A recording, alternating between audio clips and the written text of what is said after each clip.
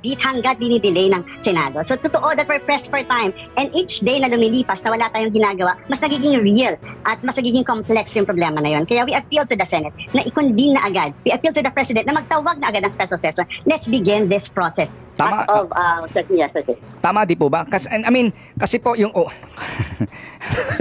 Congressman, kaya ho natin, pinag-uusapan to para maintindihan ng taong bayan kung anong pong uri ng bantayan po ninyo yung mga mambabatas na pumirma sa impeachment complaint laban sa anak ng Mindanao na si Vice President Inday Sara Duterte. Kayo po'y tinalikuran. Tunay na balita, walang kinakampiyan, sumasalamin sa katotohanan lamang. What's up mga kayon? Welcome back pa rin syempre dito lang sa Joe Malone TV para sa programa natin ay Issue ng Bayan. Ating pag-usapan, today is February 11, araw ng Martes dito sa Pilipinas. Kaya naman magandang umaga, hapon o gabi. Kung namang araw dyan sa inyo, maraming salamat sa pagsubaybay at pagtangkilik, pagkikinig, pagtambay dito sa Joe Malone TV natin, sa channel natin. Isang like and share naman dyan. Paki-subscribe na din kung bago ka sa channel natin. Kung kakadadaan mo lang, kakapasok mo lang, i-subscribe ka na. Wala namang bayad dyan. So, shoutout nga pala kay Franklin Forog, pati na rin kay JU, yung mga bagong member natin dito sa Joe Malone TV membership. Kung gusto niyo magpa-member, meron dyan join button. Join na, syempre. Pag-uusapan natin ngayon. Mga kayo, isang shoutout muna sa lahat ng mga viewers natin abroad. Pati na rin sa lokal sa Pilipinas. Maraming salamat sa pagtutok at pagtangkilik, lalo na yung pag-comment nyo ng Protect VP Sara, hashtag Protect VP Sara. Nakabasa pa ako ng tatawa. Nakabasa pa ako ng Protect Joe Malone. Bakit naman protect, di ba? Anyway, shoutout sa inyo. Nabasa ko lang kasi hashtag Protect Joe Malone. Pero okay na din. Attendance check po muna tayo dyan. Kung saan kayo lupalop, naroroon at nakikinig, nanonood dito sa programa natin. Paki-comment dyan sa baba. Kunyari, watching from Sweden, Illinois, Toronto, Canada, Hong Kong, Japan. Sa local naman, watching from Cavite, Bulacan, Pampanga, Pangasinan, Taguig, Tarlac, etc. Paki-comment dyan sa baba. Nang sa ganun, magkaroon tayo ng YouTube engagement. Medyo bumababa yung views natin. Gawa ng siguro naka-shadow ban tayo o hindi tayo nare-recommend ni YouTube. Kaya paki-like yung mga video natin. Yan naman ay supportan nyo sa akin. Okay, umpisa na natin mga kayon. Percy, Congressman Percy. Medyo lang naman. Medyo nabutata kay Miss Karen Davila. Ang galing talaga nito ni Miss Karen Davila. Talaga nakaka-intimidate yung dating ni Miss Karen, lalo na pagka in-interview ko nito. Pero mabait to. Napapanood ko yung mga vlog nito napapanood ko. Mabait naman to. Mabait naman si Miss Karen Davila. Ngayon lang pagka-usapang politika. Alam mo yun, parang mga magagaling isa na yan sa mga veteranong kolumnista o journalist, lalo na pagka nag-i-interview ng mga talagang tatakbo, talagang kailangan namang gisahin. Diba? Kailangan alamin. Nang sa ganun, mailatag sa taong bayan kung ano talaga yung klaseng congressman aspirant o senatorial aspirant. Itong ini-interview ng mga gaya ni Miss Karen Davila sa ni Ted Filon. Grabe. Gisang-gisa sa sariling mantika itong si Congressman Percy. Tapos alamin natin yung update sa Bicam through Attorney Vic Rodriguez. Napakahusay, napakagaling yan. Every time na pinapanood ko to talagang in layman's term, talagang napapaliwanag. Ngayon, anyway, simulan na natin mga kayon. Joe Malone TV para sa programa natin na Issue ng Bayan. Don't forget, mag-like, share ng video natin. Yung kay Justice Carpio, he did say that even if a special session is called, the Senate could be pressed for time. So there's a time element too. Yes, and the time element is getting more impossible to beat hanggat dinidelay ng Senado. So totoo that we're pressed for time, and each day na lumilipas na wala tayong ginagawa, mas nagiging real at mas nagiging complex yung problema na yun. Kaya we appeal to the Senate na i-convene na agad. We appeal to the President na magtawag na agad ng special session. Let's begin this process for accountability. But other than the waiting, what can you see that might go wrong if the impeachment trial starts in July? Kasi now it is February. So you have February, March, April, May, June. So wow, that is 5 months after. At maaari magbago yung balance of forces, balance of power pagkatapos ng eleksyon, no? At sa dulo, yung bawat araw na lumilipas, we are risking yung chance of holding Sara Duterte accountable, especially post-2025 elections. Alam niyo kung gusto niyo makagamte, singit ko lang Kasi nabanggit nito ni Congressman Percy yung about sa balance nung, siyempre, iba na yung mananalo. So, magkakaroon na ng ibang klaseng power. 20th Congress na yan. Kung gusto nyo talagang, manalo tayo. Paglaban natin kay BP Inday Sara Duterte. Both PDP, laban, straight. 10 senators yan. Pag yan napaupo natin, boom! Marinig nyo na yan, boom! Tapos ang usapan, di ba? Definitely, parang according kay Senate President Chis Escudero, talagang mahigpit ang sinabi niya eh. Nabalitaan ko na sa June na talaga magre-resume yung impeachment trial. Kumbaga sa June na talaga gagawin. Kaya etong mga to, gusto nila ngayon na mangyari. Kasi syempre, di ba? Ano yan eh, sila nagsulong yan eh. Sila Congressman Percy ang unang nagbigay ng kauna-unang complaint eh. So talagang isusulong nila yan. Nilalaban nila yan, kumbaga. Gusto nila talaga kagad magkaroon ng special session kasi nga adjourn na yung Senate eh. 6 ang tatakbo dyan. 6 ang tatakbo, syempre busy na yan. Start nga pala today, 5/11, yung campaign period ng senatorial at saka party list. Tapos yung sa local naman, March 28, yung mga mayor-mayor. So ngayon yan, kaya talagang busy na yung mga senatorial aspirants, saka yung mga re-electionists, 6 yan. 6 yan na tatakbo na from yung mga re-electionists. Tapos may mga bago pa. Okay? Kaya talagang busy ang mga yan. Oh, and actually, it benefits the respondent, whoever the respondent may be. I don't mean just because it's the VP, that the trial is delayed. Correct.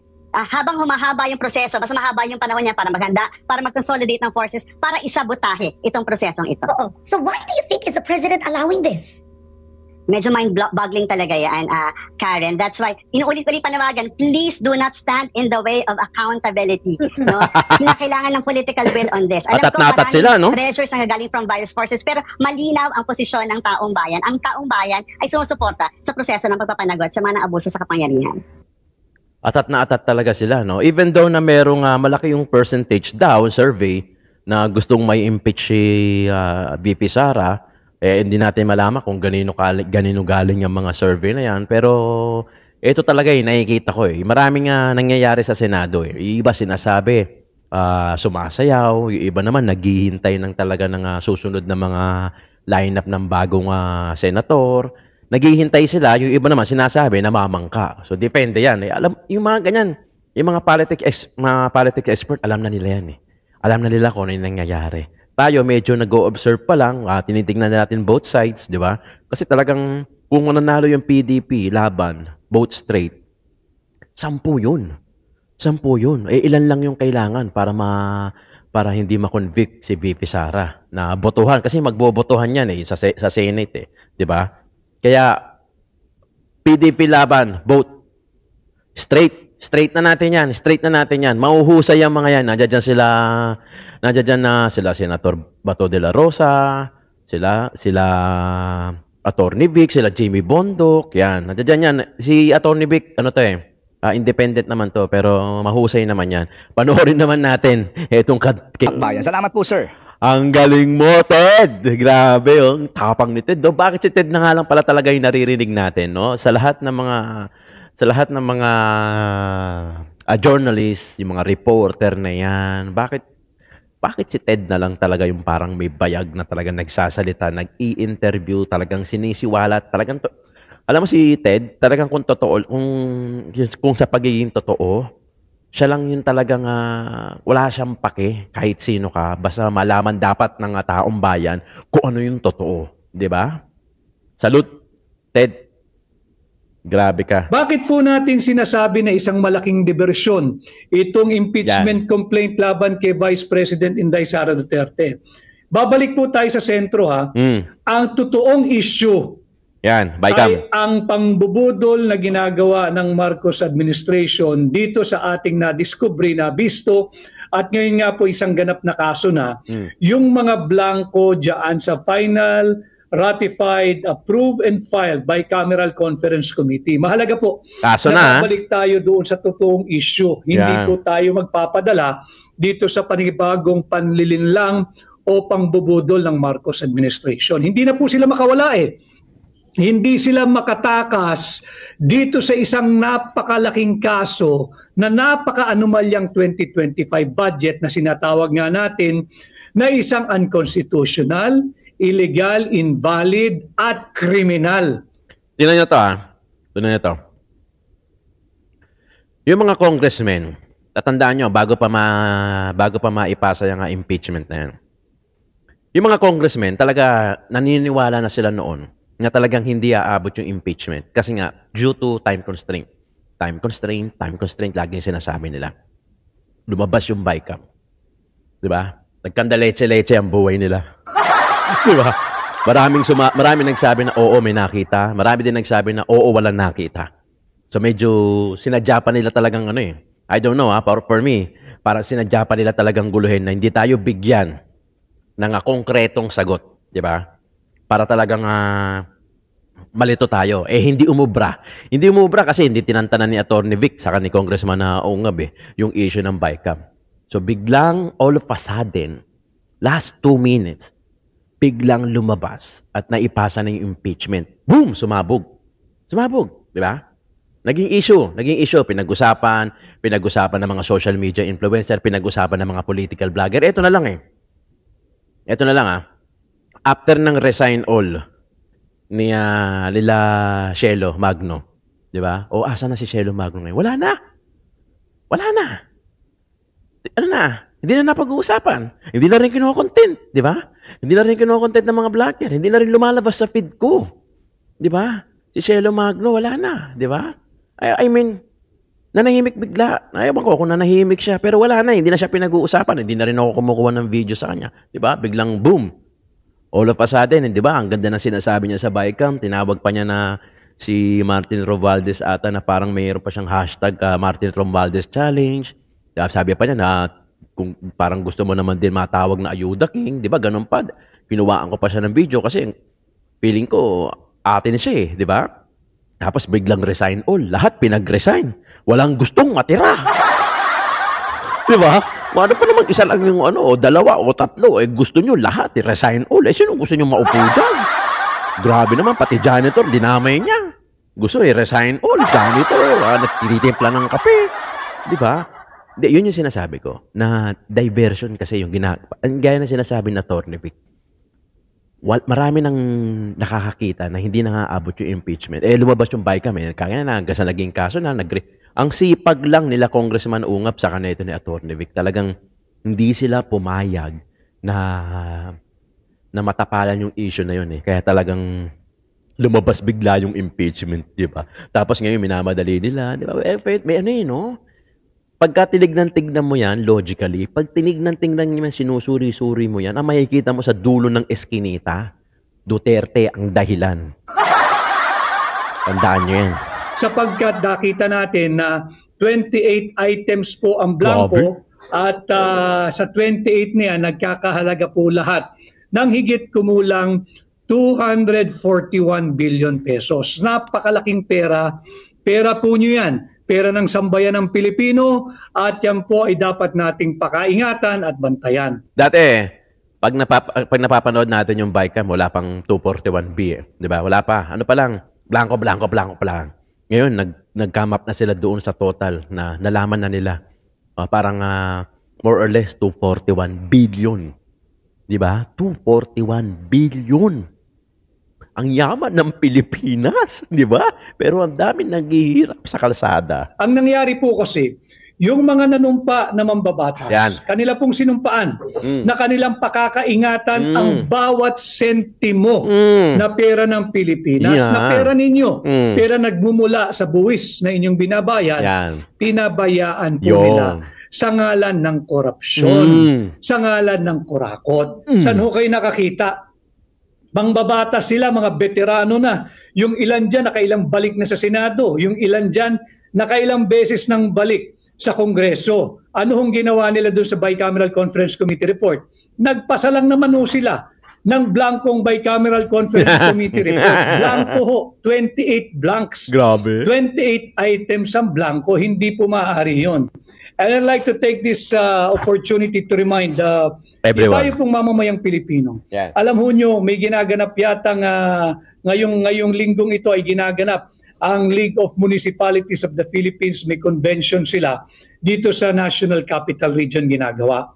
At alam ito na mga miyembro ng League of Municipalities, mula mayor, mula vice-mayor, mula konsihal, marunong po silang magpasa ng tamang budget. Itanong po ninyo sa inyong mga konsihal, yung konsihal ng munisipyo, konsihal ng syudad, konsihal ng bayan, alam po nila kung paano magpasa ng tamang budget. Bawal po yung may blanco, bawal po yung may patlang, at higit sa lahat, kahit 1 sentimo ng may blanco, bawal po yon.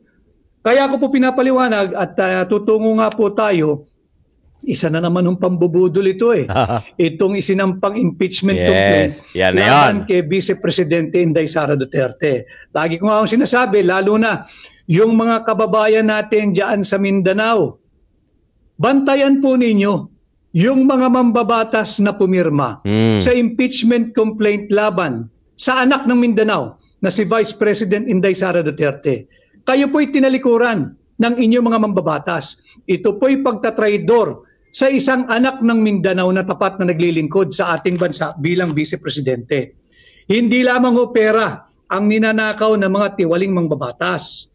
Pati po ang posisyon ng pangalawang Pangulo ay ninanakaw na rin po ng mga tiwali at elitistang mambabatas. Gusto nila lang kunin yan. Kaya bantayan natin, makisali kayo, makiisa kayo, at tuloy-tuloy po yung ating diretsong ugnayan sa inyo.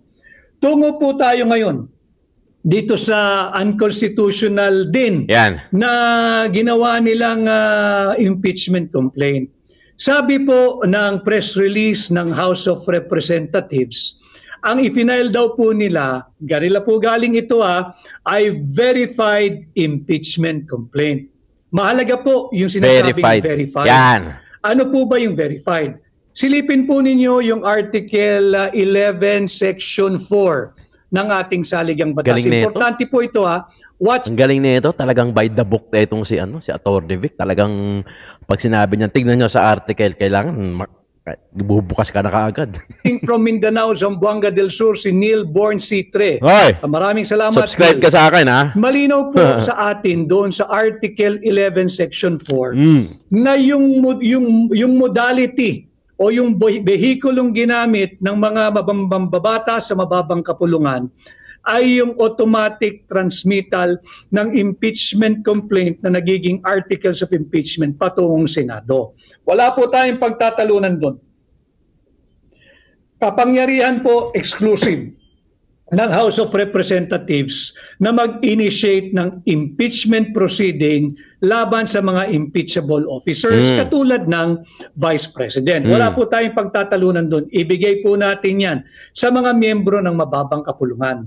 Subalit, ang nakalagay po sa ating saligang batas, mananalo kung may pipirmang 1/3, at ito nga po pinagyayabang, pati ito pag-usapan natin, pinagyayabang ng mababang kapulungan, more than 1/3 daw ang pumirma. Paano hindi pipirma kung meron ba namang 150 reason? Di ba? 150 reasons na pipirma sila. Siyempre, pipirma na yan. 240 more or less na ho ang pumipirma. More than 1/3 yan. 240 congressmen and women ang pumirma. Ngayon, sabi po sa ating saligang batas, dapat po ay verified. Ano po ibig sabihin ng verified? Pumunta po kayo doon sa tinatawag nating Rules of Court. Nandiyan po yan, Rule 7, Section 4. Silipin po ninyo yung Rule 7, Section 4 ng Rules of Court. Alam po ito ng mga law students at mga abogado. At kung meron po kayong kaibigan, kamag-anak o kapitbahay na abogado, makipagtalakayan po kayo, papaliwanag din po nila ito.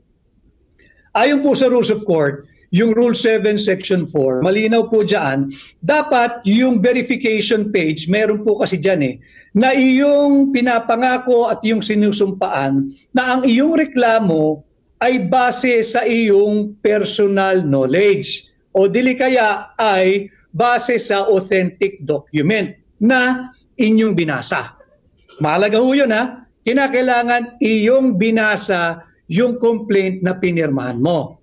Tutungo ho tayo dyan, kailangan yung binasa. Pangalawa, meron pa hong requirement dyan. Na yung binasa mo, bago mo lagdaan, kinakailangan yung allegation doon, yung bintang mo doon, yung reklamo mo roon, base sa iyong personal knowledge, personal mong nalalaman, o dili kaya base sa authentic documents. May nakita ka, nabasa mo yung authentic document, importante authentic ka, hindi pwedeng photocopy, hindi pwedeng marites, hindi pwedeng chismis, hindi pwedeng kwento lang. So yan po yung kahalagahan ng sinasabi nating artikulo ng ating saligang batas. Bisitahin po ninyo, Article 11, Section 4. Itatanong po natin yan. Galing. Doon sa tinatawag nating Rule 7, Section 4 din. Rule 7, Section 4 ng Rules of Court. Malinaw po yan. At tutungo po tayo sa mismong Rules of Procedure ng 19th Congress nitong House of Representatives. Silipin po ninyo yung kanirang Rule number 2, Section 3. Yan na naman. Rule number 2, Section 3 ng House of Naguguluhan na ako, Sir Vic. Hindi ko na alam. Ang hirap pagka hindi ka wala naman tayong libro ng law, pero ang magaling to talaga. Representatives. Mas lalong lumalabas yung kung galing. saan po nanggaling yung impeachment complaint. Nakalagay po doon parehas. Kinopya lang naman yan in suppletory character o pagkakaparehas, kinopya lang nila yung nakalagay doon sa Rule 7 Section 4 ng Rules of Court. At ang sinasabi dito, sa sariling patakaran o Rules of Procedure ng House of Representatives, Rule 2 Section 3, malinaw po dyan, dapat nabasa nung mga mambabatas na pumirma. Yung buong complaint, kailangan nabasa nila yan. Bukod dyan, dapat yung kanilang pipirmahan, yung mga aligasyon doon ay base sa kanilang personal knowledge. Personal nilang nalalaman, base sa kanilang personal na kaalaman o personal na karanasan. Pangalawa, ito po ay base rin dapat, kundi po personal knowledge or ang ginamit na salita, base sa authentic document. Tungo na po tayo dito sa pambubudol na upang pagtakpan ang napaka-maanumalyang 2025. Nagigets na mga kayo.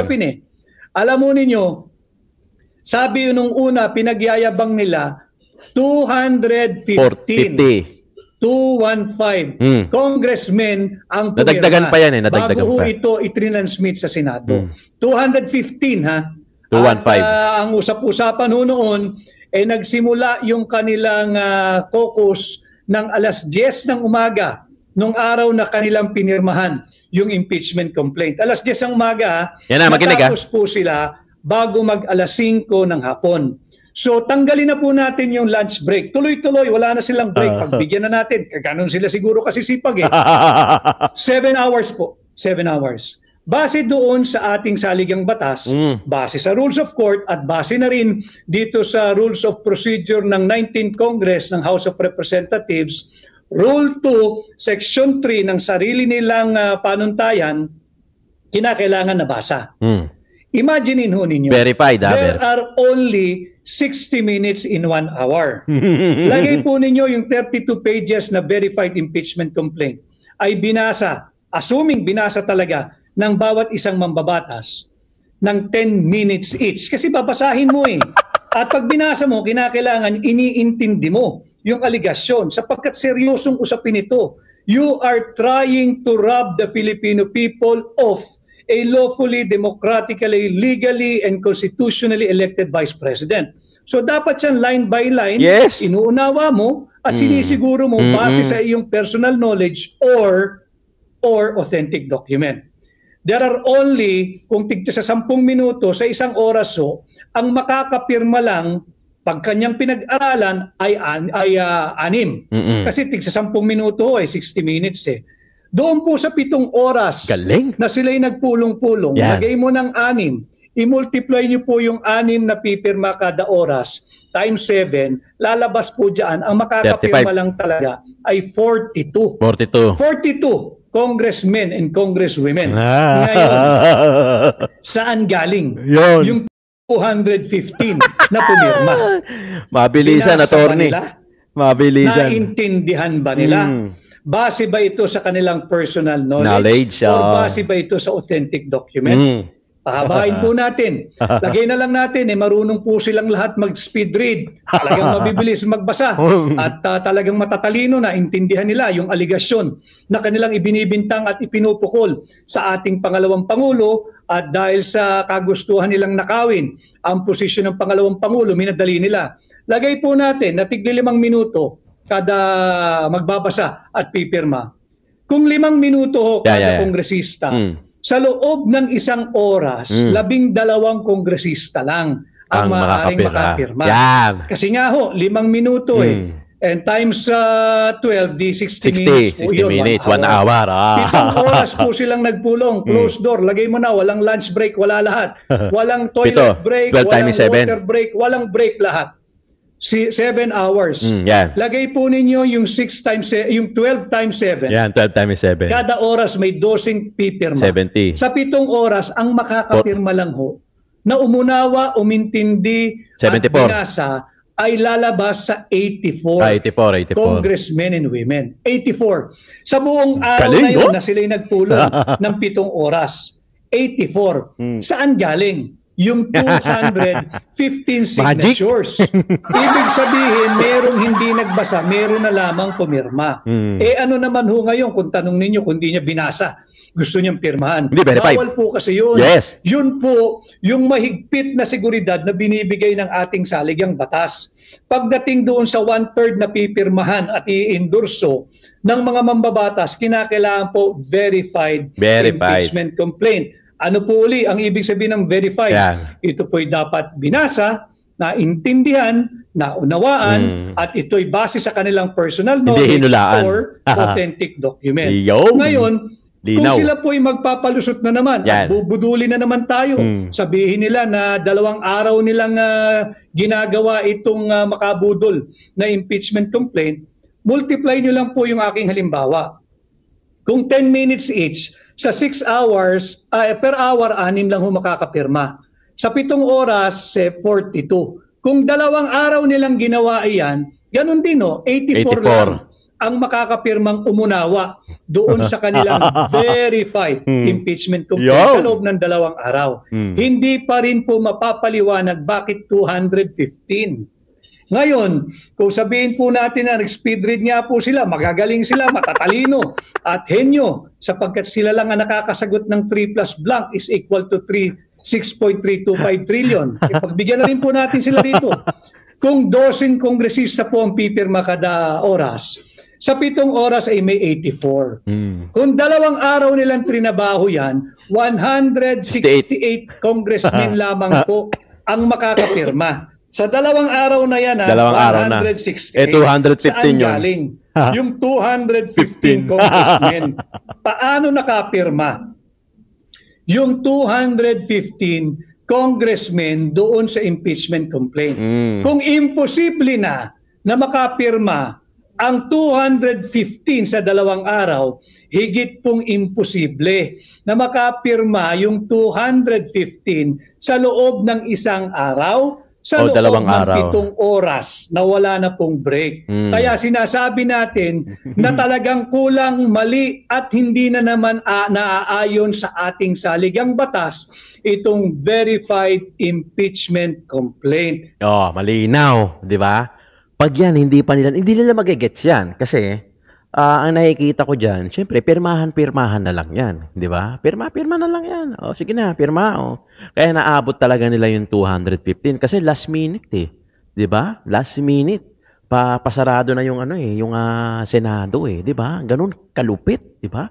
Ganun kalupit. Hindi nila alam. Mas malupit etong si Atty. Vic. Na-multiplication sila. Di ba? Ngayon, lalong lumalabas yung galing ni Atty. Vic. Dudamat, 'di ba? Dudamat. Alam mo kasi yung mga gumagawa ng katarantaduan, hindi na nakakapag-isip ng tama 'yan Ang ano niyan, ang goal niyan yung dulo agad. Hindi nila alam sumasablay sila sa mga iilang detalyadong bagay gaya ng dinidetalyado ni Atty. Vic. Ganun kalupit ang isang Atty. Vic. Kaya number 1 sa akin 'to Number 1 sa akin 'to, number 56, tandaan nyo. Diba? Vote natin, yung mga PDP laban, pati itong mga to, yung mga independent. Mga kayon, maraming salamat. Meron pa tayo kung gusto nyo pag-usapan natin yung mga issue ng bayan, mag-like and share kayo ng video natin at subscribe na rin. Maraming salamat. Joe Malone TV!